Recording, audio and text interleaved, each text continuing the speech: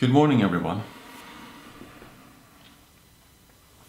I want to create the world, not to retell it.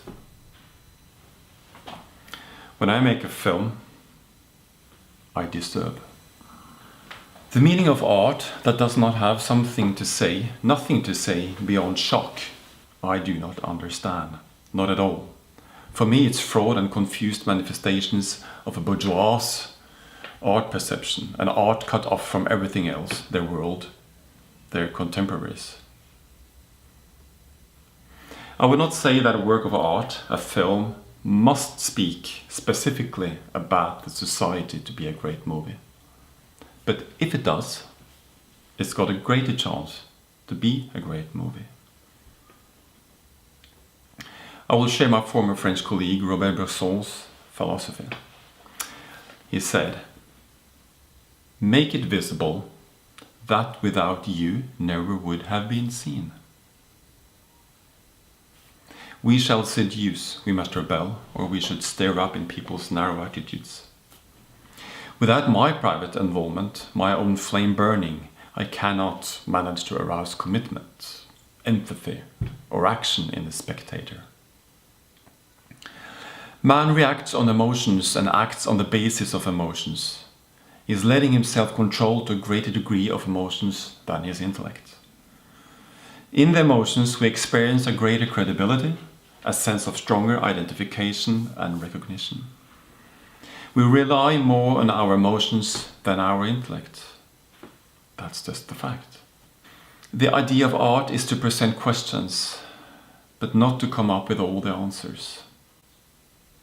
Louis Buñuel, he died in 1983, but he said about his work before he died. "What I want is for you not to like the film, but to protest. I would be sorry if it pleased you." Artists and storytellers, we who interpret and communicate our history, will discuss and show who we as people are, who we as individuals is. We can easily be interpreted as an elitist group within our society, located way out on the left side of Norwegian politics. Skeptical to collaborate with commerce or the big corporations. Skeptical about everything, down into our bones. We are easy to categorize, and the right wing on the political scene will remind people about how unrepresentative we are for the multitude of the Norwegian people. And I would like to remind you that the artist and the multitude are natural enemies. Our responsibility is to get people to see, to know, to experience. Those who see, those who understand, they realize. The people who realize, they can act. They can change the world into a better place for even more individuals. So, Robert Bresson, he was right. Our mission is to make it visible that without our eyes would never have been seen. We are not the ones handing out the answers, but pointing out the uncomfortable questions. It is our task to pinpoint the power, the arrogance, the disparity in society, the individual injustice, in politics, in ethics, in media. We should be like a thorn in the eye, which causes people to react to the disparity, ethical and moral anxiety, and get the people out there on the barricades. Can then the state, the administration, the political Norway modify art, modify us as artists?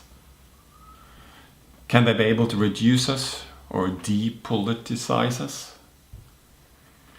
Can generous politicians with great contributions make us dependent on their favor, or politicians who conduct dramatic cuts in the culture budget, can they make us even more dependent on their favor for refeeding us with the financial support that we just lost? Because artists and culture workers from most of the sectors within the field of culture are not free. We get funds from the public. And there is obviously a limit to how far artists or culture workers are willing to go in order to criticize those who funds us, those who feeds us. And that's the public and the political Norway. And there are limits to how far artists and culture workers are willing to go in order to criticize the media houses, newspapers, TV, broadcasters, bloggers or websites, as they are so dependent on receiving their publicity and their positive attention. This is a democratic challenge.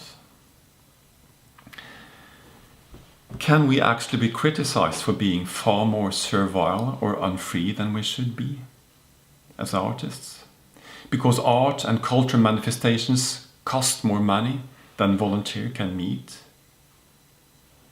The stream of money flow shows us that the culture sector costs a lot. And where voluntary spirit is not enough, we are dependent on the public sector. The film has, as an example, still not reached its morality, its necessity, its ability. It costs too much. It's much less art than it could have been, because it's so dependent. One can question whether this makes much of the culture and the vast majority of us as unfree laquees. If a plurality of artists or culture workers fulfills its mandate in the society, have we just been made into a large mass of entertainment workers? So, winding it up. Is there today difficult to work with art and culture that tackle societal issues? I would argue no. Even if the terms are uneven and the media consumption changes radically day by day, the expand of artists and cultural expressions will remain or grow, and until further noticed, seen as a very potent actor and influence in the Norwegian democracy and the French. So, personally, do I believe films will change anyone's mind? At least I believe in trying to get people to think. The most painful thing is to believe that the audience will come to see the film and then forget it. So, I try to keep you stop forgetting. Enjoy the seminar, enjoy the rest of the speeches, and have a nice day. Thank you very much.